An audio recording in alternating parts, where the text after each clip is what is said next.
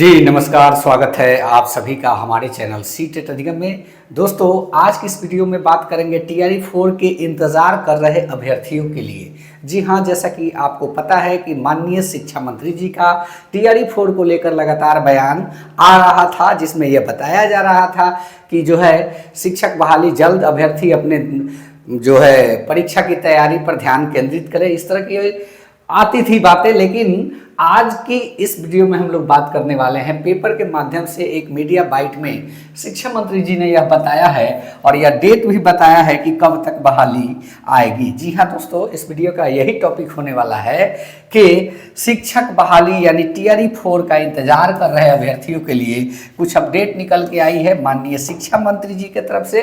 तो चलिए बिना देर किए इस वीडियो की शुरुआत करते हैं और जानते हैं क्या कुछ टीआरई 4 को लेकर उन्होंने कहा है। जी हाँ दोस्तों, इस वीडियो का हेडलाइन अगर आप देखें तो इसमें आप देखेंगे कि इन्होंने सीधे कहा है कि बीपीएससी की जो है अधियाचना 25 तक चली जाएगी। अब ये एक बार फिर आप लोग जानते हैं कि बीपीएससी को 25 तक अधियाचना, यानी कि इससे पहले जो माननीय शिक्षा मंत्री जी थे यानी कि सुनील कुमार सिंह जी, उनके तरफ से जो कहा जा रहा था कि बीपीएससी को अधियाचना भेज दी गई है, वो लगभग बातें जो है झूठी है और ये बातें जो 25 तक अधियाचना की बातें आ रही है वो सत्य है। जी हाँ दोस्तों, इस वीडियो में बहुत सारी बातें करेंगे, तो चलिए बिना देर के इस वीडियो की शुरुआत करते हैं। वीडियो अच्छा लगे चैनल को सब्सक्राइब कीजिएगा, क्योंकि माननीय शिक्षा मंत्री जी ने आपकी शिक्षक बहाली जो टीआरई 4 के नाम से आप जानते हैं उस पर कुछ इन्होंने कहा है।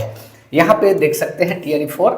और शिक्षा मंत्री मिथिलेश तिवारी ने मंगलवार को शिक्षा विभाग की उच्च स्तरीय समीक्षा बैठक में अधिकारियों को निर्देश दिया कि विभाग के सभी कार्य निर्धारित समय सीमा के भीतर पूरी किए जाए। उन्होंने कहा कि जनता से प्राप्त आवेदनों का अधिकतम 30 कार्य दिवस के भीतर निष्पादन सुनिश्चित किया जाए तथा विभाग में टीम वर्क की संस्कृति को और मजबूत बनाया जाए। बैठक में प्रमुख रूप से टीआरई 4 और जो है मॉडल स्कूल स्थानांतरण नीति पे भी चर्चा हुई। जी हाँ दोस्तों, यह जो है टीआरई 4 की तैयारी की समीक्षा करते हुए श्री मंत्री जी ने 25 जुलाई तक बिहार लोक सेवा आयोग को अधियाचना भेजने का निर्देश दिया है। यहाँ पे आप देख सकते हैं कि टीआरई 4 की तैयारी की समीक्षा करते हुए मंत्री जी ने 25 जुलाई तक बिहार लोक सेवा आयोग को अधियाचना भेजने का निर्देश दिया है। साथ ही साथ इन्होंने जो कहा है, सभी स्कूलों की प्रगति की समीक्षा के दौरान अधिकारियों ने बताया कि 4 लाख से अधिक बच्चों का नामांकन हो चुका है। मंत्री जी ने अन्य राज्यों के मॉडल स्कूलों की कार्य प्रणाली का अध्ययन करते हुए इस विषय पर अगले सोमवार को बैठक करने का निर्देश दिया। और शिक्षा मंत्री ने बताया कि शिक्षा और सुधार नवाचार पर चर्चा के लिए केंद्रीय शिक्षा मंत्रालय की टीम अगले सप्ताह राज्य का दौरा करेगी। बैठक में सिमुरतला आवासीय विद्यालय में व्याप्त अनियमितताओं को दूर करने, मदरसा बोर्ड को नए भवन में स्थानांतरित करने तथा विद्यालयों में शैक्षणिक और प्रशैक्षणिक, यहाँ पे विद्यालयों की बात दी गई है, प्रशासनिक व्यवस्थाओं को और बेहतर बनाने के निर्देश दिए गए। मंत्री ने कहा कि सभी बीओ और डीओ प्रत्येक माह एक दिन मंगलवार में अभिभावक संवाद करें और विद्यालय से संबंधित फीडबैक प्राप्त करेंगे।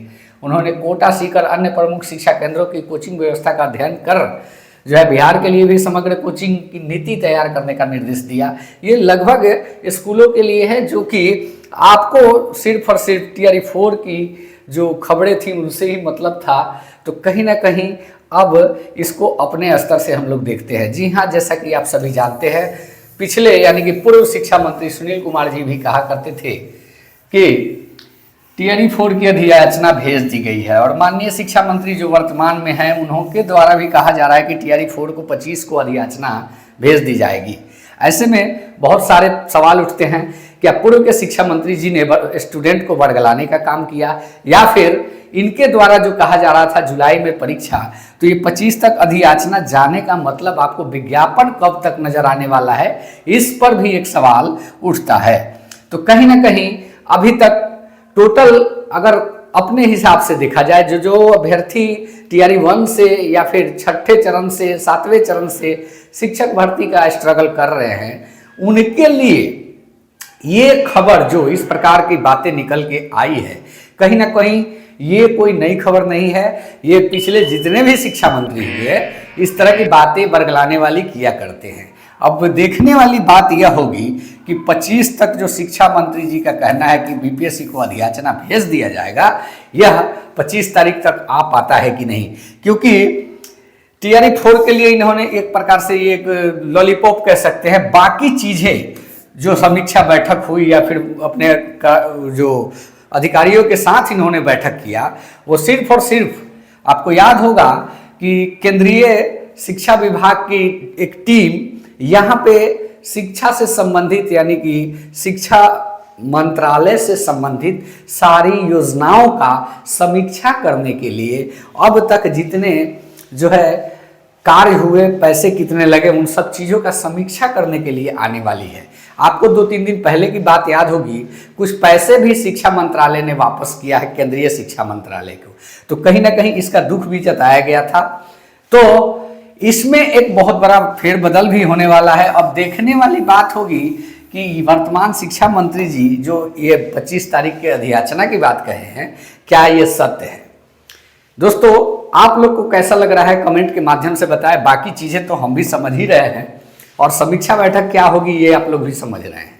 तो कहीं ना कहीं वास्तविकता से अभी भी हम लोग परे हैं, और यह इसमें कितना वास्तविकता है, कितना सच्चाई है, ये चीज़ें आप लोग कमेंट के माध्यम से बताएं।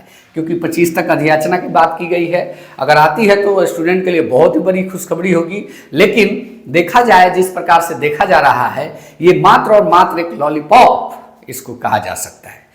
तो चलिए मिलते हैं नेक्स्ट वीडियो में, तब तक के लिए बने रहे हमारे साथ। दोस्तों, अगर वीडियो अच्छा लगा हो चैनल को सब्सक्राइब करें। मिलते हैं नेक्स्ट वीडियो में। धन्यवाद। जय हिंद। वंदे मातरम।